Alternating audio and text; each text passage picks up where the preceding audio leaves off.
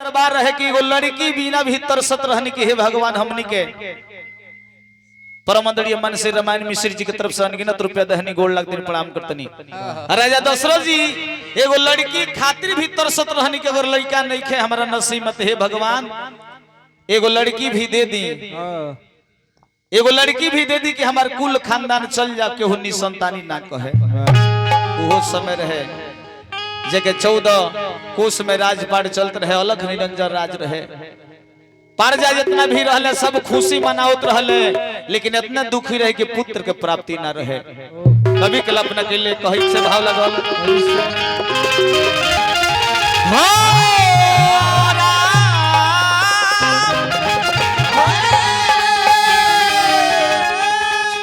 एक बार के बात है भैया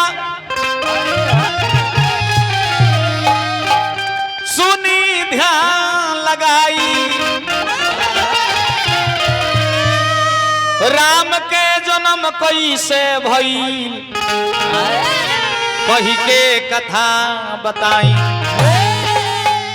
कभी कल्पना कैले उस समय रहे सब कुछ भरले रहे लेकिन पुत्र के प्राप्ति ना रहे। एक कारण रहे राजा दशरथ अपना प्रजा के अपना सब के अपन लोग अपन लइका सबके सदस्य समझत रहनी, लेकिन एगो कारण मिलल। राजा दशरथ जी जब हाथी पर सवार होकर सैर करे घूमे जात रहनी, जब रास्ता में धोबी के घर पड़ल खाना हो अच्छा चली वो लड़की वो बबी के मौसी जी की तरफ से गौरी अंग वस्त्र आयल, खुश रखे भगवान से प्राप्त रही, दिन दोनों रात छगुना होखे, आशीर्वाद बन रहे, राजा बन के राज करी, दूरा के भाग आगना के सुहाग चमक रहे। वो बबनी बड़ होके मम्मी पापा के नाम के रोशन करी।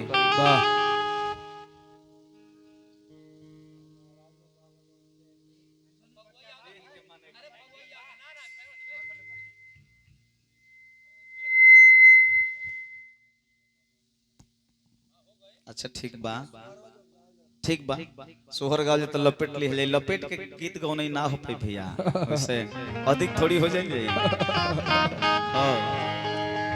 चंद मिनट खातिर लपेट ली है जाइए से कोनो मतलब नहीं। मौसी मामी लवाइल वालो चाहब की पेन के हिजा जावलो तनी डांस सो जनाम लेस भैया वाह जी ओ सब में शोभा दी है जतनी रहब त मनो लागी। वो बबी के मौसी जी बानी मामी जी बानी मामा लो न खेल का सबके हो चल गई, बहुत बेईमान बनी। अच्छा यहाँ के बानी महाराज देखी दू गो माई मिल के एगो मामा है, माँ दू गो माँ के मिलाओ जला एगो मामा का स्थान होला।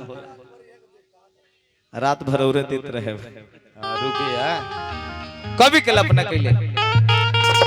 राजा दशरथ जी जब जात रहनी तो धोबिनिया कहलस के जी सुनत नहीं बबी बाबू के लेके आई तो नाम करण हो जाओ। राजा दशरथ जी आइल बनी लेके, अरे दशरथ के सामने धोबिया लेके लइकवा के जात रहे, धोबिनिया छीन ललस कहती है बुर्बक बनी निसंतानी के हाथ में अपन लड़की देव तो इहो निसंतानी हो जाई। तले राजा दशरथ बतिया सुन लहले, मन मार के घूम के घरे चल गए, गोड़े मुड़ी चादर तान के सुत गई बड़े। कहली कि ही भगवान ये कलंक कहिया हटी जके हम सब जनता के अपन परिवार समझतनी, आज हमारे के निसंतानी करता। माथा मार के नीचे आके बैठ के सुतल बड़े। वही बार कुछ देर के बाद एक और घटना कि तीनों रानी नहाए गई बलो, आ जब नहा तलो तो मैंने कमल बड़ी बढ़िया खिल रहे, आ जब तीनों रानी देखले बालो कमलवा के तो मुरझा गइल बा, आ वो कह दलस कि एने काता कतरलो हमरो के निसंतानी बनई बलो। ऐसन ऐसन विपत घर में चलत रहे, तमाम प्रकार से पीड़ा सारा लोग चल रहल बटे। 3 पन बीत गए रहे, चौथा पन नजदीक दिखाई देत रहे। कैसे भाव लगल कैसे कि एक बार भूपति मान माही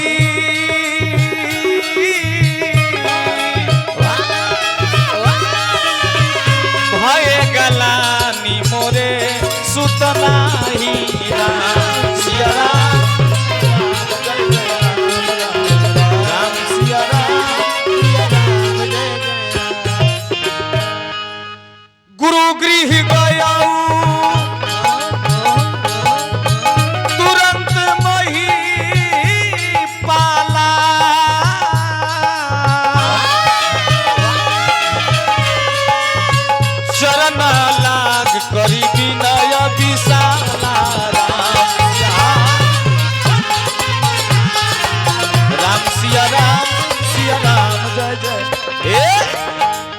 एक बार भूपति मनमाही भय गलान मोरे सुतनाही गुरु गृह गए वो तुरंत महिपाला चरण लाग कर विनय विशाला। राजा दशरथ जी बात में टेंशन में लेके अब पूरा दुनिया के सोचत अपना जीवन के बारे में सोचत झरझर रोत रे आ जाके गुरु बासिठ के चरण पकड़ रहले रोत रे के हे भगवान ये घर में 3-3 गो रानी बानी अंधन सोना चांदी महल अटारी सब कुछ भरल बा सारा पर्दा सारा लोग खुश बा लेकिन हे भगवान आखिर कारण का बा कि 3 पन बीत गई 4था पन लगे आ गइल बा एगो पुत्र के प्राप्ति ना भइल। देखी सब भरले रहे लेकिन सोहर उनका घर में ना होखे। सोहर होखे खातिर पुत्र पुत्री के जन्म होखे के चाहिए 5 मंजिला मकान बना ले ट्रक खड़ा कर ले सोहर ना होई। खुशी के बात है आ देखी बबी के जन्म भइल बा एगो बेटी के घर में लक्ष्मी के उत्पत्ति भइल बा कितना खुशी बाटे लगाओ कितना बाटी होखे के चाहिए। राजा दशरथ रोवत गावत गुरु बासिठ के चरण में गइल बड़े देखिए गौरी वस्त्रदान आइल ओ बबनी के मझली मम्मी जी के तरफ से हनु जी हजारों हजार के पुरस्कार आयल और अंग वस्त्र दान भी दहनी दिन दोनों रात चौगुना होके राजा बन के राज करी कि एक बार राजा दशरथ के मन में भारी सोच समा गईले अरे पुत्र के मुहावा ना देखनी रामा कि 4था पनवा आ गईले सोच विचार कइले राजा दशरथ गुरु वशिष्ठ घरवा गईले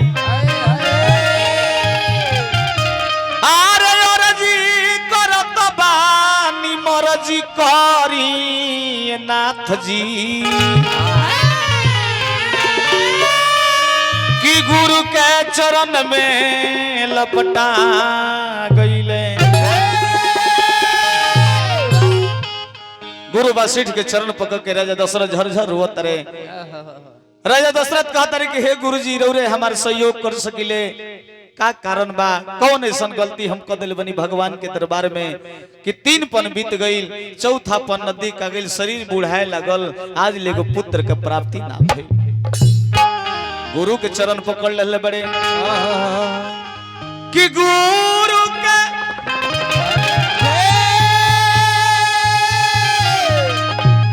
हर चरनिया धइ के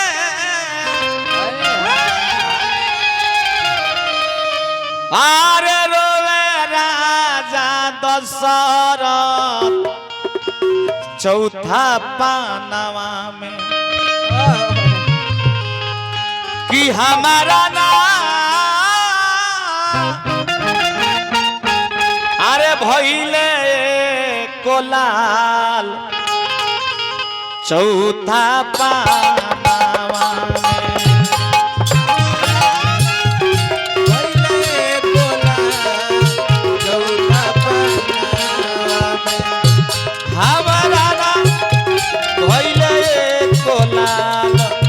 चौथा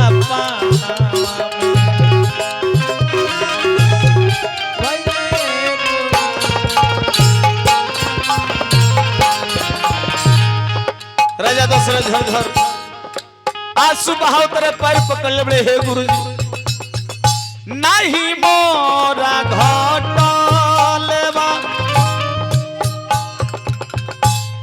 परमंडलीय मान श्री कमलेश्वर पाठक जी की तरफ से ओहो की तरफ से बबी के नाम पर वो बेटी के नाम पर हजारों हजार के दान वस्त्र दान रहनी गोड़ लगतनी सबके घर के दूरा के भाग अंगना के सुहाग चमकर है राजा बन के राज करी हमने के पारजा बन के सेवा करी जा। राजा दशरथ गुरु चरण वशिष्ठ के चरण पकड़ ले बनी झरझर हुआ तानी कहनी के गुरु नहीं मोरा घटल राजा राजधानी नहीं मोरा घटल राजा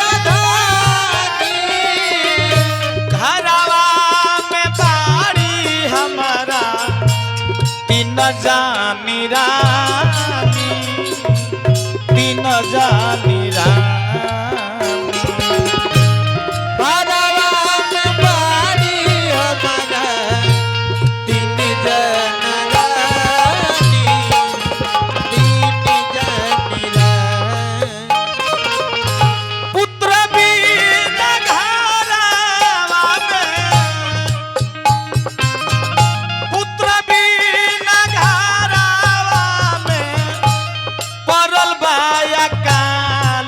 चौथा पानावा में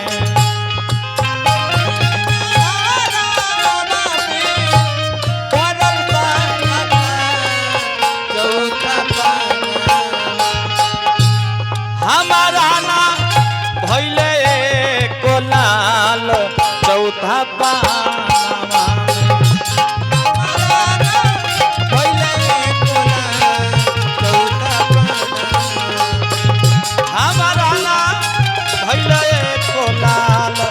चौथा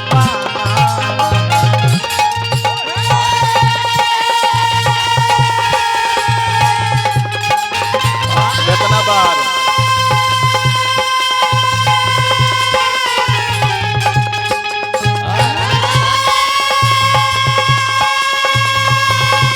जय हो।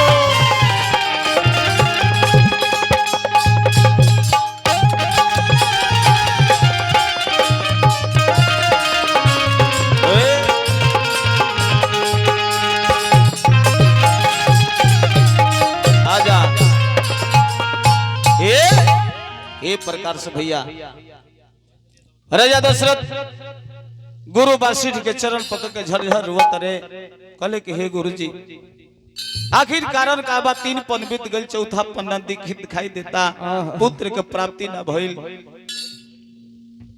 कौन ऐसा पाप, कौन ऐसा गलती हो गई बा? विधाता हमारे के काहे सताओ तरे कि कर जोरी छुईले अरे चरणवा बाबा कि कबल जोरी घरवा में दिया नवाए बाबा, कबल जोरी घरवा में दिया नवाए, कर जोरी छुईले चरणवा बाबा, कर जोरी छुईले चरणवा बाबा, कर जोरी छुईले चरणवा बाबा,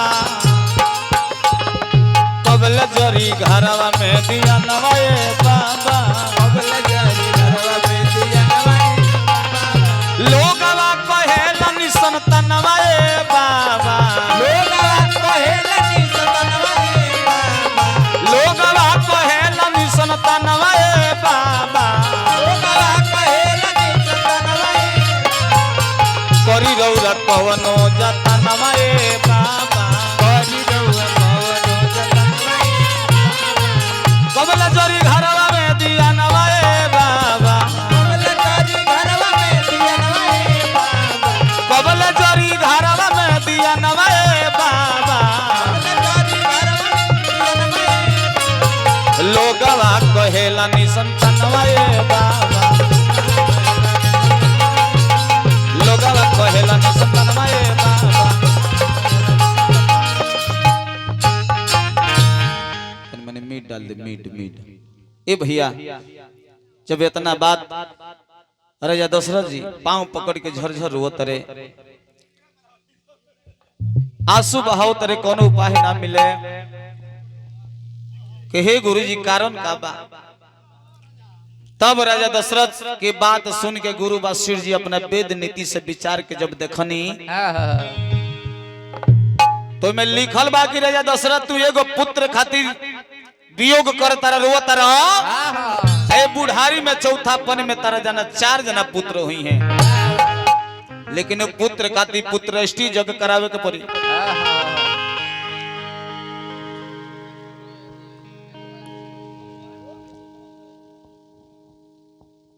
ध के चल जा, बोलत में केहू वाला डिस्टर्ब भूखल जाला। जब गुरु वशिष्ठ जी जब देखनी राजा दशरथ के रोल अपना वेद नीति से विचार के देखतनी तो में लिखल बा कि राजा दशरथ तू एगो पुत्र खातिर परेशान बड़ो, चौथा पन में तार 4 जना पुत्र हुई है, लेकिन इतना आसान नहीं है पुत्र खातिर पुत्रेष्टि जग करावे के पड़ी। तब राजा दशरथ इतना बात सुन ले बड़े गुरु वासिष्ठ आदेश लहले और पुत्रेष्टि जग के सारा सामान जुटावे लगले, धावन भेज भेज के सारा सामान मंगावे लगले। एने गुरु वासिष्ठ श्रृंगी ऋषि आदि विमानोत लोग के जितना भी ऋषि गण साधु महात्मा रहले सबके न्योता दे के बोलौले, जेमे श्रृंगी ऋषि आई रहले। वासिष्ठ जी जानत रहले कि जले श्रृंगी ऋषि अइए ना तले जगिया होई ना। और चली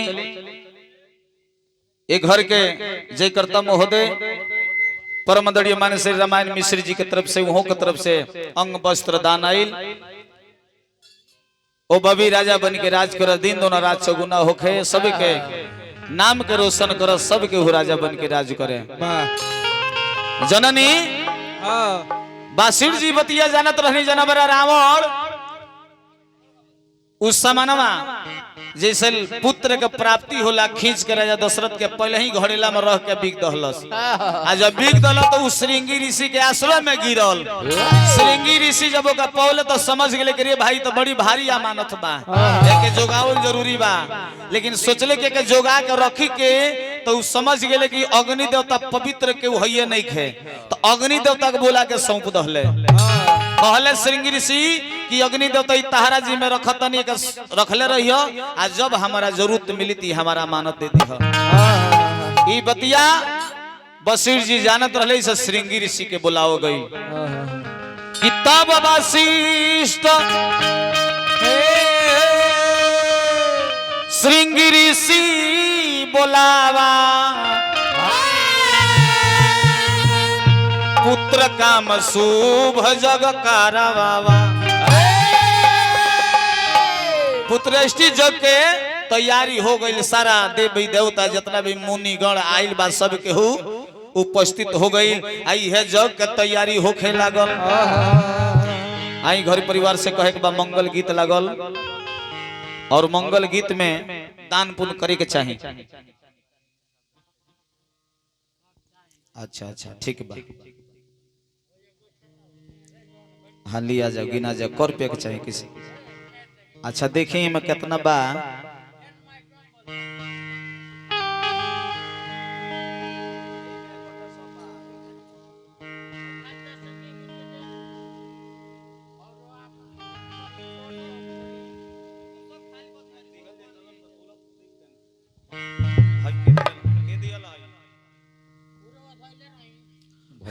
भैया। और चलिए हमारा अनुरुद्ध भैया की तरफ से नो।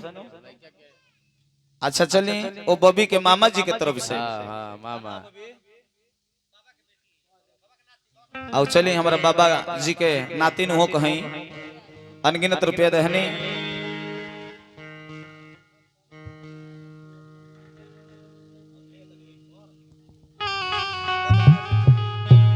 ओ बबी के मामा जी हजारों हजार के पुरस्कार दहनी। दिन दोनों रात चौगुना होखे, आशीर्वाद भगवान के बनो रहे। यह मंगल गीत लागल, और मंगल गीत में दान पुण्य करे के चाहिए। ये हवन होखे लागल कि जगमगा ज्योतिया जरेला बेदिया पर, आज अग्नि देव के दुआर हे।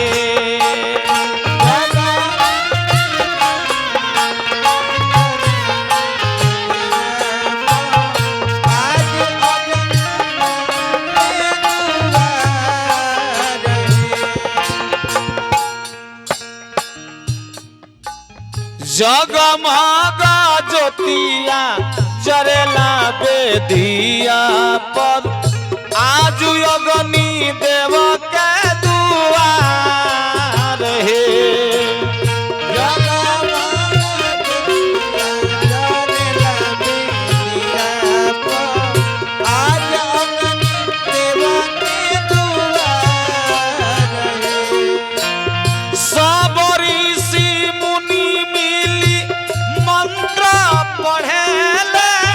अग्नि देवता भैले अगुआ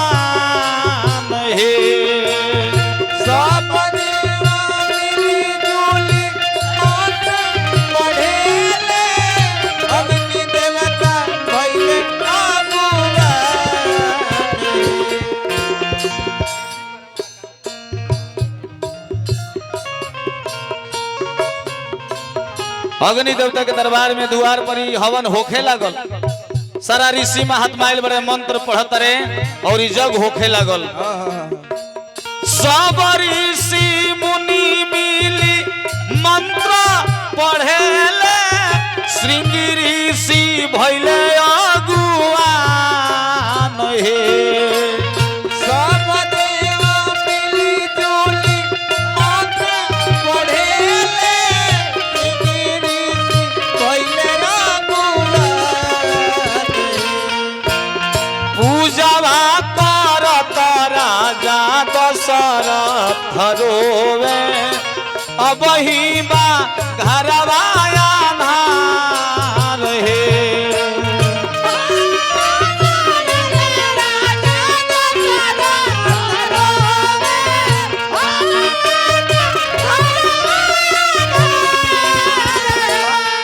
राजा दशरथ जी जब कराओ तनी झरझर रोवा तनी के हमारे घर अनहर बा पता न भगवान का करी है। मंत्र पढ़ता सब ऋषिगण महानावा हवन करावे बड़ी जोर हे।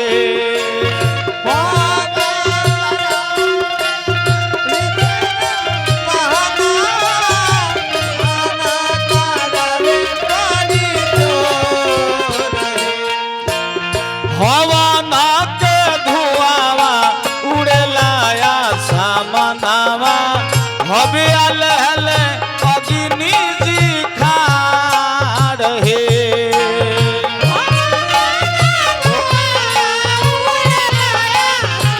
चलो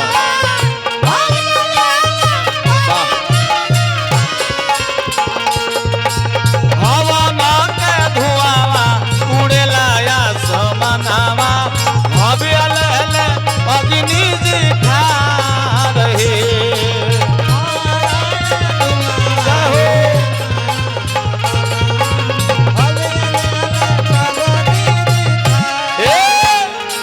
ए प्रकार से विधि पूर्वक सारा देवी देवता मिल के ऋषि गण महात्मा मिल के जब अग्नि देवता के द्वार पर जब हवन करौले तो राजा दशरथ के जग से खूंच होके अग्नि देवता प्रकट हो गईले। प्रमाण बा कि भगति सहित मुनिया हुते दीन है प्रगट अग्नि चारु कर लीन है।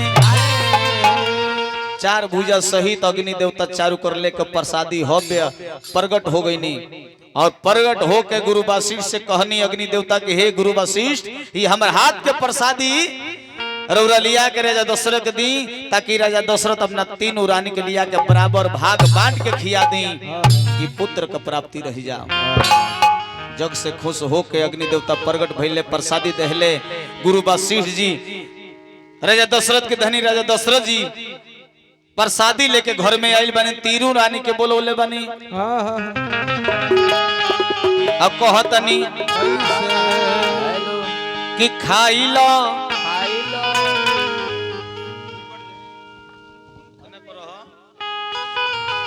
कि खाई लो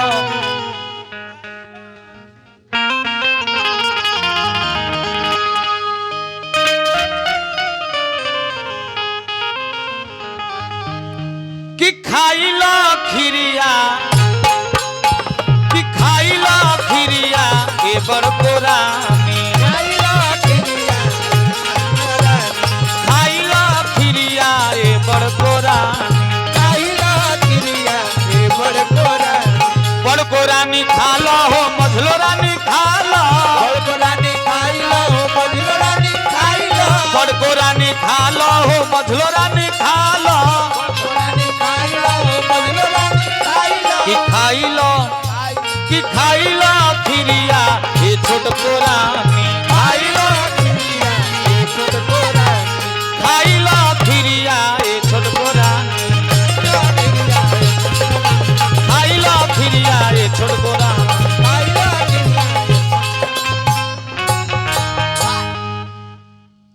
आई अनगिनत रुपये चाचा जी दहनी गोल्ला तीन प्रणाम करते दिन दोनों रात को न होखे सोहर मंगल पर डायरेक्ट हम तनी कहानी कही के संक्षिप्त में हम बढ़ाओ तनी जननी हाँ। राजा दशरथ जी लेके प्रसादी गइल बनी, तीनों रानी के बोलवल बनी और तीनों रानी भी सपना रात में देखले रहे लोग कि केहू पाक कलाम लियाइल बा, केहू नारियल लियाइल बा। आज भी लोग देखेले तो कहले कि सपना बड़ा बढ़िया देखले बनी। राजा दशरथ जी सपना के बारे में सुननी, कहनी की बात सत्य बा, गुरु जी आशीर्वाद दहले बनी, हई खीर खा लो, भगवान तक तो तो जरूर बबुआ के प्राप्ति हुई। ओ खीरिया में से 2 भाग कहनी, आधा बराबर भाग लगौनी, आधा भगिया कौशल्या जी के दे दहनी। कौशल्या जी खा ल भगवान के नाम लगोड़ लागल। बड़को रानी है। अच्छा तीनों आदमी है बनी सब खियवली, मन खुश नहीं खे वहाँ के, खा लो भगवान ताक दी हैं तो जरूर होखबे करी। आधा खिया दहनी कौशल्या जी के कुछ देखा घोली, आधा बचल फिर से 2 भाग कनी और एगो भगिया फिर से लहो कही जी खइबू। तू तो सू के अठई हो गइल बड़ू, है बाल उल झड़ गइल देखत नहीं, इतना टेंशन कइल जाला, बाल उल पा गइल, बड़ी दुख होला। जीवन के सबसे बड़ा सुख हो बाबा जी पुत्र प्राप्ति। कितनो रुपया रुरा कमाली, धन कमाली, अगर एगो औलाद नहीं के तो बुझी कि सब माटी बा। दुनियादारी खानदान चलावल के होने के तो बुझी कि सब दुनिया बेकार बा। आधा भाग कई के खिया दनी हो कुछ देखा गली, फिर से जौन आधा भाग बचल, ये दोनों जानी कौनो भी कुछ मिले तब बांट के बराबर भाग खाओ लो। तो ऐसे ही राजा दशरथ आधा भगिया लेके और दोनों जानी के आधा आधा क के दोनों जानी के दे दनी कि तू लो अपना हाथवा से। कई कई कौशल्या जी कई जी सुमित्रा के लिया के खिया दल, ई आधा भगिया ई आधा भगिया, वो दोनों जना दोनों हाथ खियाओ लो तो उनका 2 जना रह गई लो। और तीनों जानी रानी ई खीर खइले बालो आ गौरव के धारण कर ली हलो। राजा दशरथ जी ऐसा समतिया देख के खुशी दे के बड़ी खुश रहले। कैसे भाव लगल, कैसे कि राजा कहे हंसी हंसी के, अरे राजा कहे हंसी हंसी के, तो सुन मोर जाना नवाना, राजा कहे हंसी हंसी के, सुन मोर जाना नवाना, राजा कहे हंसी हंसी के। अग्नि देवता पहले खीर पलटल तो कदी, अग्नि देवता पहले खीर पलटल तो कदी, खीर खइबू होई है लाला नवाना, खीर खइबू होई है लाला नवाना, राजा कहे हंसी हंसी के, सुन मोर जाना नवाना, राजा कहे सुन मोर जाना नवाना, राजा कहे हंसी हंसी के। दिहले भगिया लगाई तीनों रानी लहली खाई, दिहले भगिया लगाई तीनों रानी लहली खाई, तीनों रानी कोली गर्व के धारा नवाना, तीनों रानी कोली गर्व के धारा नवाना, तीनों रानी राजा कहे हंसी हंसी के, सुन मोर जाना नवाना, सुन मोर जाना नवाना, राजा कहे हंसी हंसी के, राजा कहे हंसी। ए भैया ए प्रकार से तीनों रानी खीर खाई लो, तीनों रानी के गर्भ रह गई। राज दरबार में राजा जी चल गई, ऐसा खुशी देख के गांव बगल के अगल बगल के सखी सले हर बड़ी खुश रहे लो। घर में जाके सोहर मंगल गीत होखे लागल, तो आई गर्भाधान सोहर लागल, घर में भी लड़का रहे तो सोहर होला। राम जी चारू भाई घर में पलत रहे लो, आ वही समय सखी सले हर गीत गावतलो, कि के कराया नावा सोहर के भाव लगल। और घर परिवार तो सब लोग दानी बा कहे के नहीं खे ती गर्भधान सोहर है और राम जी के सोहर होता। ये पर ध्यान देला काम बटे कि कराया नावा, अरे जमीरिया तो लहर हर करे लहर हर करे ललना,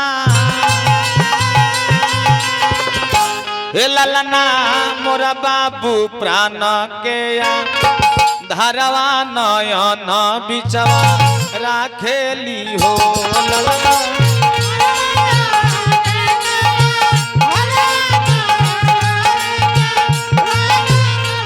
हे ललना मोरा बाबू प्राण के धारवा नयन बिचवा राखेली हो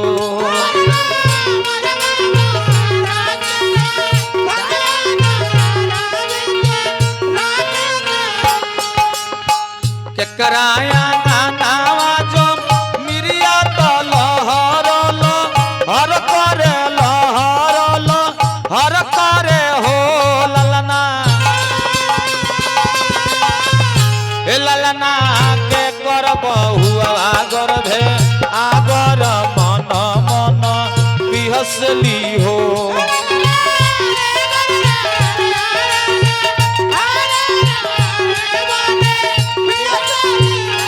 ललना के कर बहुआ गर्भे आगर मन मन बिहसली हो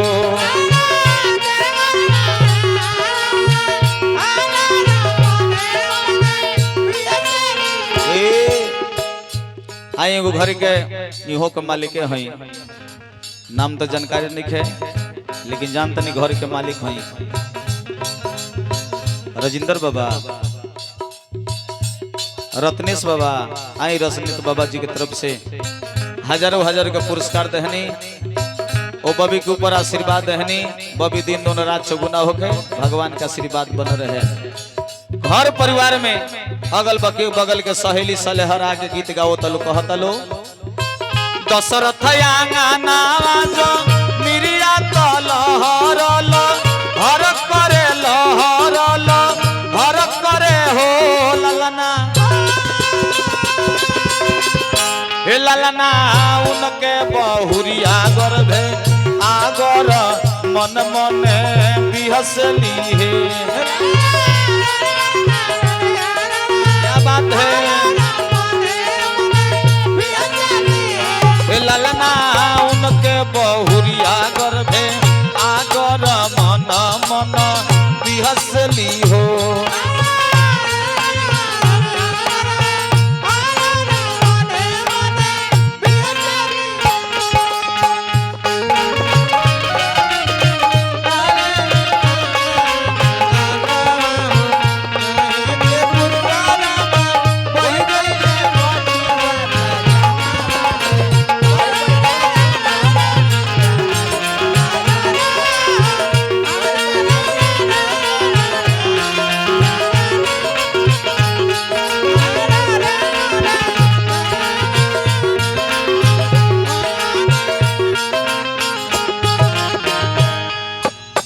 एक मासे 20 साल तू शर्मा से आउरती शर्मा से आउरती शर्मा से हो ललना हे ललना बीती गईले चौथा महीनवा तो रानी मन से हरसली हो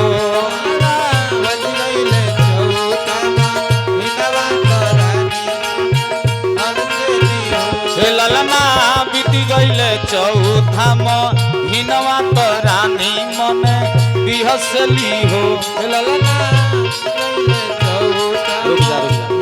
ओए बाबू बाबू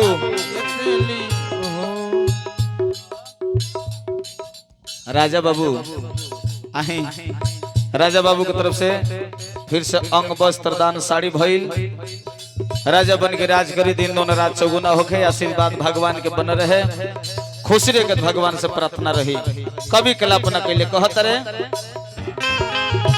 5-6 बीती गईले 5-6 7 बीती गईले हो दीनावा तो 8वां नु ललना हे ललना ऐसे ऐसे सब दिनवा बीती गईले 9वां महीना अइले हे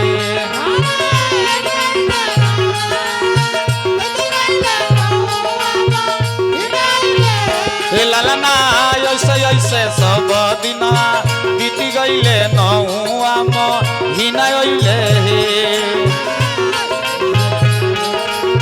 बीती गईले नौआ महीना दिन दिन देहिया गरू वायला गले आउर पिया रायला गले आउर पिया रायला गले ललना हे ललना आइल जब नौआ महीनावा तो राम के जन्म भइले हे ललना आइल जब जय हो हे ललना आइल जब नौआ महीनावा तो राम के जन्म भइले हे ललना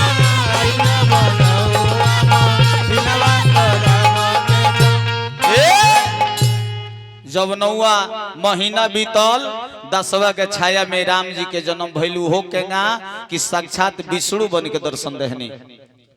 जब कौशल्या जी के दरबार में जब राम जी अपन अवतार लेहनी विष्णु रूप में तब कौशल्या जी चिहा गई कहनी कि हे प्रभु लोग का कही हेतना रौरा बाड़ा रौरा दर्शन देखलौनी। विष्णु भगवान कहनी कि माई रौरा पूर्व जन्म के बात याद रखी जनब रौआ रानी शत्रुपा रहनी पिता राजा मनु रहनी रौआ लोग दोनों आदमी है वरदान मंगले रहनी कि रौरा ऐसा हमरा के पुत्र चाहिए ऐसे रौरा के खुश करे खातिर दर्शन देखौनी ह ठीक बा माई अगर रौरा चाहतनी कि छोट लइका हम बन जाई तो हम उहे करे जैसे रौरा खुश रहे जैसे पिता श्री खुश रही हम उहे करे। विष्णु भगवान जी तुरंत छोट लइका अबोध बन के और अबोध लइका के किलकारी रोवे लगनी देवे लगनी। आवाज सुन के जवन कौशल्या के लौड़ी रही दौड़ के रात दरबार में गइल बड़ी आवाज सुन के गइल बड़ी जब देखले बड़ी खुशी कौशल्या जी कहली कि लौड़ी जाके राजा दशरथ के रौरा जाके रौरा खुशखबरी सुना दी कि राम जी के अवतार हो गइल बा। लौड़ी जातिया कौशल्या जी कहतरी कि जईबू त जईबू रे लौड़ी अरे राज कचहरिया में कि राजा जी से अरज सुनावनु हो कि जईबू त जईबू रे लौड़ी राज कचहरिया में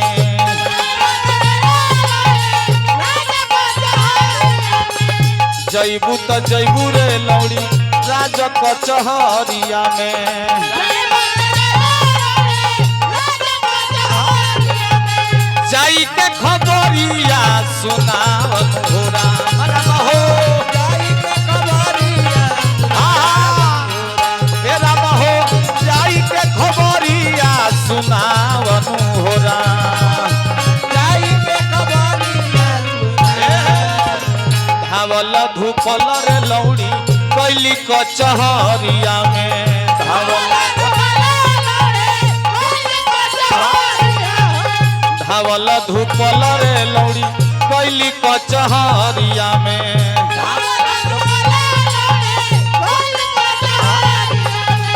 राजा जी से राजी हमार मोहरा राम हो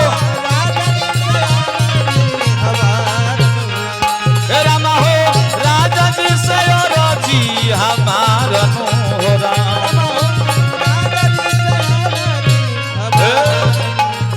बड़की महलिया में बबुआ जनमल हो बड़की महलिया में बबुआ जनमल हो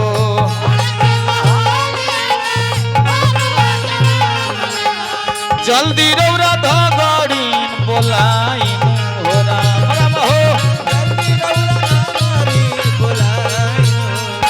राम हो जल्दी रौरा धगड़ी बोलाई हो राम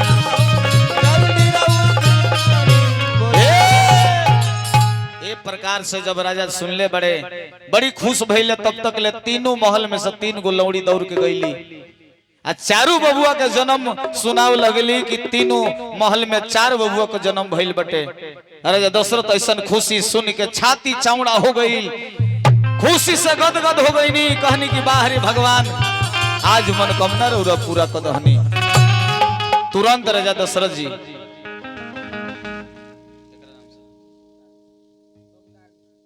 सोमकार मिश्रा जी की तरफ से अनगिनत पुरस्कार दहनी गोल्ला तनी प्रणाम करतनी अंग वस्त्राइल दिन दोनों राज चौगुना होके राजा बन के राज करी। चारों बबुआ के जन्म सुन के राजा दशरथ जी खुशी के ठिकाना ना रहे, तुरंत धावन के कहने के धावन जाके धगड़ीन बोला के लिया वो कि धावन गईल जब धगड़ीन भावनवा नगरिया में शोर हो गई। धावन गईल जब धावन गईल जब धगड़ीन भावनवा नगरिया में शोर हो गई।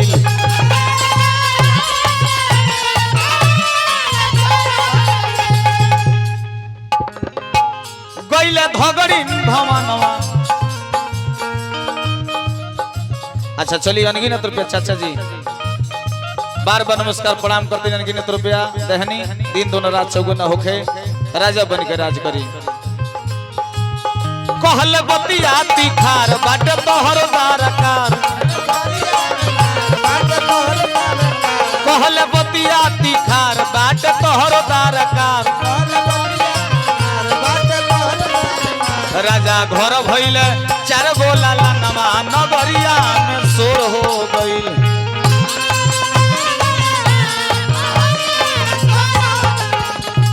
और चली तो बबनी के छोड़ के इया जी के तरफ से ओहो की तरफ से अंग वस्त्र दान आइल। दिन दोनों रात चौगुना होके अगना के भाग दूरा के सुहाग चमकत रहे। दिन दोनों रात चौगुना होके खुश रहे के भगवान के प्रार्थना रही। सोहर मंगल गीत होते मैदान पुनावत रहता इतने बहुत बड़ा बा आई रहले तो मन हन के लागल ना साउंड भैया। बड़ी नीक हमार साउंड बाबा साउंड मोबाइल नंबर 7301815570। जे भी भैया के अगर साटा करोगे भैया हमने कहने आए सन अपन नंबर उड़ा दे दे बहुत बढ़िया और साटा जरूर करावल जाए। कभी कल्पना कैले कहत रहे चल राजा दरबार बाट तोहरो दरकार। चल राजा दरबार बाट तोहरो दरकार। चल कर दाना नार के पोछा नवा नगरिया में शोर हो गई।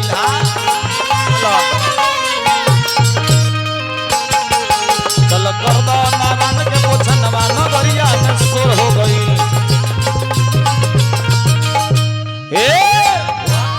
ए प्रकार से धावन जब झगड़ीन के घर गई बड़े आ चारू बबुआ के जब जन्म सुनावत रे तो धगड़ीन फूल के तुम्मा हो गई। कलश की हाँ इतना खुशी ठान के बैठ गई धावन कलश के हमें ना जाने। राजा घरे इतना खुशी के बात बा बुढ़ारी में 4 गो बबुआ भइल बड़े तो हमारा उहे डोली आई जौन से कौशल्या रानी जी आई रहली। और डोली आई वही डोली पर चढ़ के जाए कि हम अरे मांगा दी राजा जी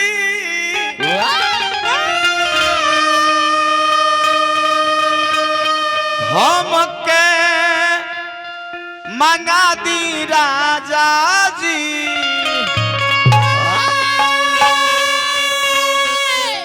रानी वाली डोलिया से तबे चलब राजा दारा बारवा हो ना तबे हम जाए। इतना खुशी हो गई कह दिया कि लाली लाली डोलिया के सबुजे वो हरवा जई में लागल बड़े बत्ती से कहाँ रवा होना। तनी सुअर के समय 5 मिनट रोक देती ठीक रही। एक बाद हम तो रोकत नहीं चाय खातिर जे में लागल बड़े बत्ती से कहाँ रवा हो राम। उहे डोली आई तो हम चले धावन तुरंत खबर भेजल बड़े रानी कौशल्या ला डोली के मंगावल गईल। वो डोली पे बैठ के धगरी राजा दरबार में गईल बड़ी और जाके चारों बबुआ के नार काट के साफ सुथरा पलना पर लेटा दहले बड़ी। राजा दशरथ के तरफ से काफी इनाम पल बड़ी। वो लड़की के बाप ए बार यहाँ के हाथ से ही आवता जनली दूसरे दूसरे के नाम से बोलल में अपन नाम हम बोलवा हर मिथिलेश भैया जी अमलेश भैया नो राजा बन के राज करी दिन दोनों रात गुना होके। और चली देखी वहाँ के नाम पर अमलेश भैया और वहाँ का बेटी के नाम पर हमार पवन पाणे जी हजारों हजारों के पुरस्कार दहनी दिन दोनों रात गुना होके। पवन पाणे जी और अमलेश मिश्रा जी राजा बन के राज करी दिन दोनों रात गुना। देखिए फिर से 100 टकिया हमार अमलेश भैया। और देखिए और दिल कितना दरियाव बा हमनियो के चला दी कि बेटी भैला के नाम पर हजारों हजारों के पुरस्कार दान हमार भैया कईनी। राजा बन के राज करी दिन दोनों रात चौगुना होखे। तमाम प्रकार के सोहर मंगल गीत होखे लागल। पलना पर लेटा दहले बड़ी। कुछ दिन के बाद भाट पवरिया घरे आवे लगले पवन भाई आ सोहर होखे लागल।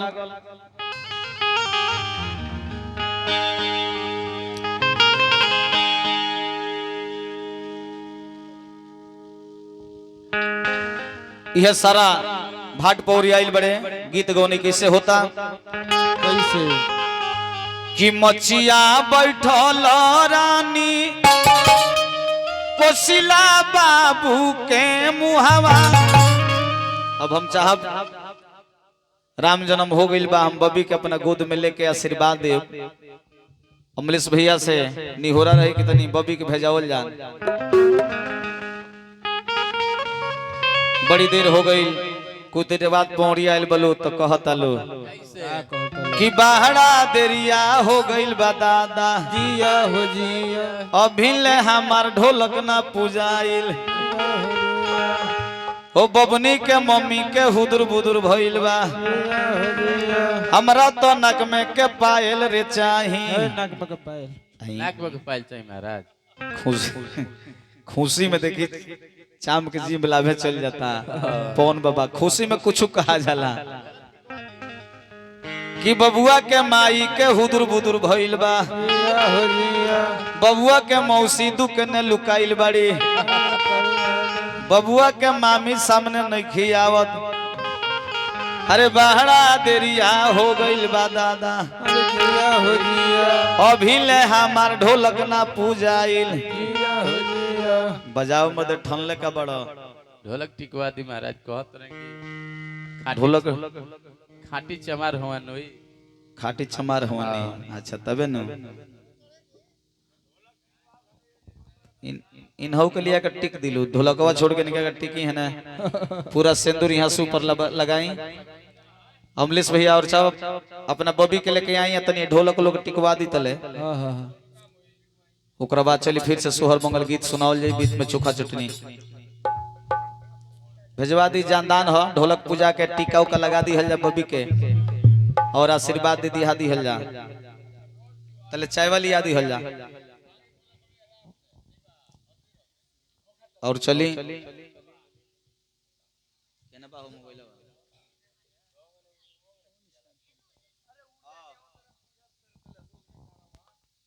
राजा दशरथ मोती के लागल झालर हो सोना के चौकिया राजा। बहुत खुशी के बात चले हमार भोटूर बाबा के तरफ से चली। ये बबी के टीका लगावला पर 500 रुपए का आशीर्वाद देहनी। लेकिन ये बबी के मेन पापा हमार अमलेश मिश्रा जी ये पनसैया का जोड़ा रौरा लगावे के चाहे। पवन पाणे जी सोना के चौकिया राजा दशरथ मोती के लागल झालर हो। रोवा तरी गावला पर छुपा जाता रे ए ललना ताही चढ़ी कोशिला न हईली तो राम के जन्म भइल हे।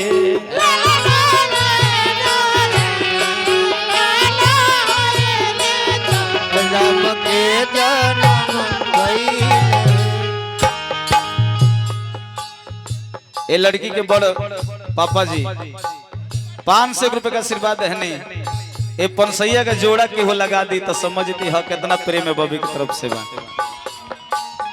देखिए हजारों हजार को पौन पाने जी अनगिनत रुपया दहनी गोड़ लाग देनी प्रणाम करतनी दिन दोनों रात चौगुना होखे।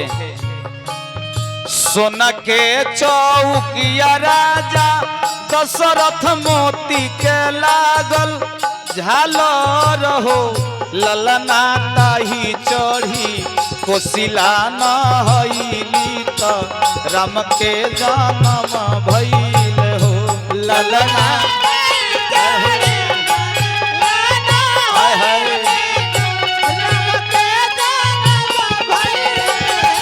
ललना ताही चढ़ी कोशिला न हईली त राम के जन्म भइल हे ललना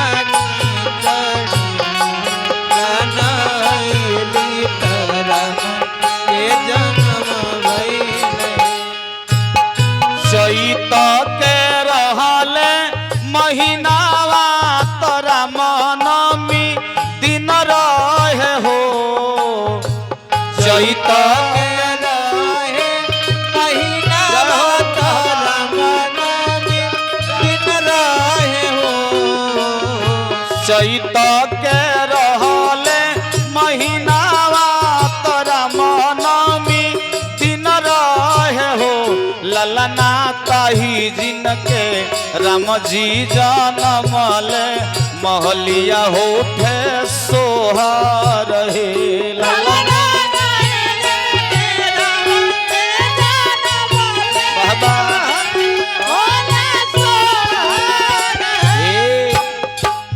अनुरुद्ध भाई ये लड़की के पापा जी केना लुकाइल बने पनसैया के डर लुकाइल बने कि हमार बड़ भाई पनसैया दहनी जोड़ा लगाओ पड़ी। ये लड़की के छोट है अच्छा चाचा दी दहनी देखी ये बबी के चाचा दी की तरफ से 500 रुपया आयल टीका लगाई लेकिन गोदी में लहला खातिर और यहाँ का मुर्गी कहते लगाओ के मुर्गा मुर्गी कहाँ आई केने जाके मार दहनी एगो रो पर गीत होके के चाहिए एकरा बाद बबी के अपना कैले सारा लोग बड़ाई करले कि बबुआ के मोह कैसन बा पन्नवा ऐसन बबुआ पातर सो परिया ऐसन सुघर हो पन्नवा ऐसन बबुआ न मनाई 500 परिया ऐसन एगो पनसैया के जोड़ा लग जाइत महाराज इतना बड़ा दरबार इतना खुशी के बात बा ई कौन बात ना भइल बबी के हम खेलाओ तनी चलिए बबी के पापा जी अनगिनत रुपया दहनी राजा बन के राज करी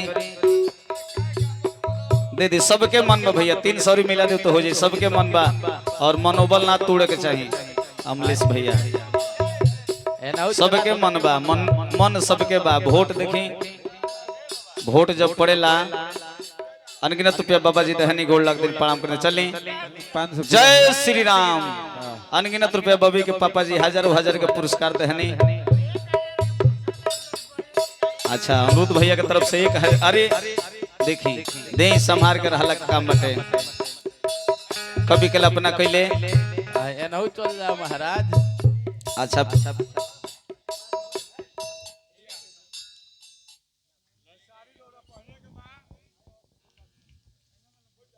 कौन भैया पहिन के बबिन के खिलावे के बा बड़ा गजन बा अब पहनावे के हमरा ढंग है कि पहनवाई तब पहन तन ध लिया बबी के अब वही भेजवा दी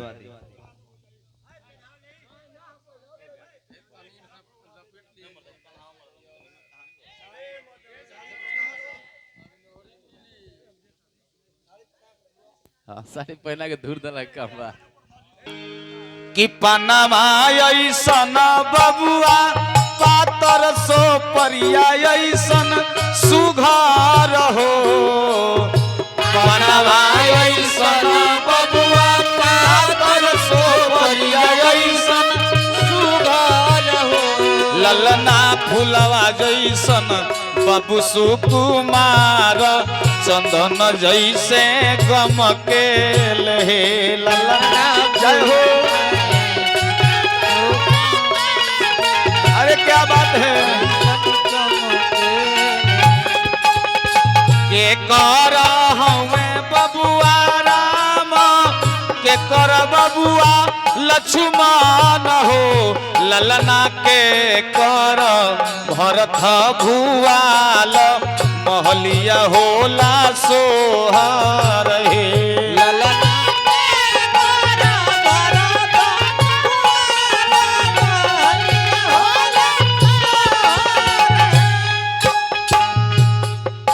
लेके अइला काम बा हमने कब साड़ी पहिरा खातिर तैयार बानी सन। ओ भाई आई हजारों हजार के पुरस्कार इना और हमार पवन पांडे जी जकरा माध्यम से कार्यक्रम लागल और श्री राम पटेल जी के तरफ से हजारों हजार के पुरस्कार आयल। दिन दोनों रात चौगुना होके राजा बन के राज करी भगवान आशीर्वाद बनौले रहे। कहे के बा के कर हमें बबुआ राम के कर बाबू लक्ष्मण हो के कर अरे बाबा क्या बात है लक्ष्मण हो ललना के कर भरत भुआल महलिया उठे सोहर हे ललना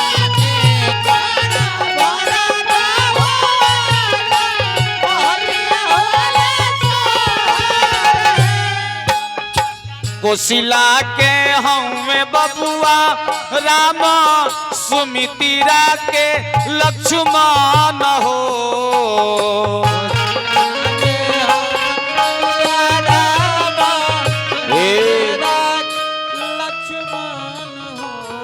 और चली है चाची जी की तरफ से जेके पढ़ने खातिर साड़ी आई लेकिन चिन्हवा कहाँ बा नहीं खल भाई ब्लाउजो आ गई। आई आई चाची जी की तरफ से हजारों हजारों के दान और अंग वस्त्र भी आये। सबके गोड़ लगते प्रणाम करते दिन दोनों रात चौगुना होखे राजा बन के राज करी दिन दोनों रात चौगुना होखे हैली आई रहुआ पेली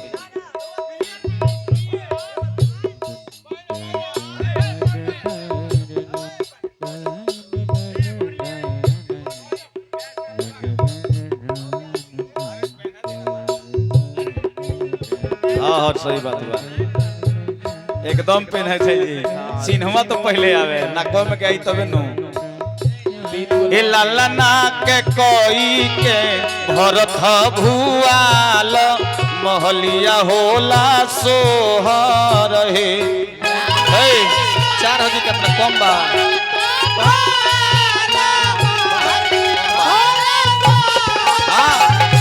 ललना के कही के भर भुआल महलिया उठ सोहर हे ललना हो।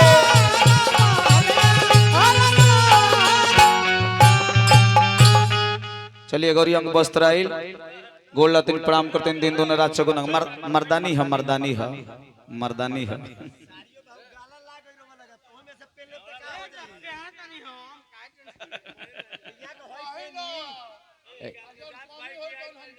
देखी बाबा बाबा बाबा के पहनाव तो नहीं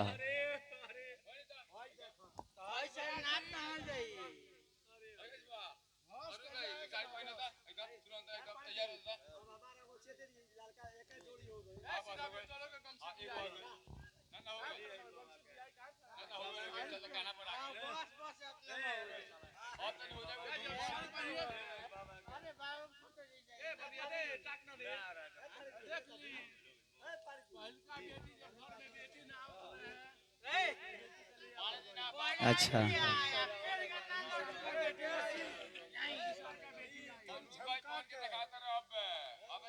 चलिए गौरी सोहर के भाव लगल लयदारी होई एगोरी सोहरिया गा लेवे दी ओकरा बाद हम गाओ